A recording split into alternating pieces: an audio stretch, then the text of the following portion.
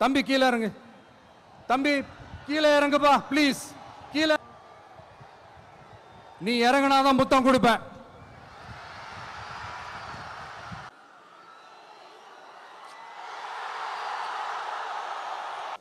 எதுவுமே செய்யாம கதைகளை மட்டும் அடிச்சு விடுறது எப்படி?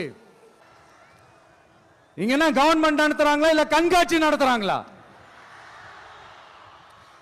இந்த காலத்துல அதாவது 1920th செஞ்சுரியில இருந்த ஒரு ஹீரோவையும் பத்தி நம்ம பேசி ஆகணும்ல. மாதிரி அயன்மேன் தான். எஸ், நம்ம ஈரோடு கடப்பாறை தான். யாரு? நம்ம தந்தை பெரியாரு, நம்மளுடைய கொள்கை தலைவர். அப்ப அண்ணாவும் எம்ஜிஆரும் யாரு? பெரியார் அவர்கள் கிட்ட இருந்து எங்களுக்கு தேவையான கொள்கைகளை எடுத்துக்கிட்டோம்.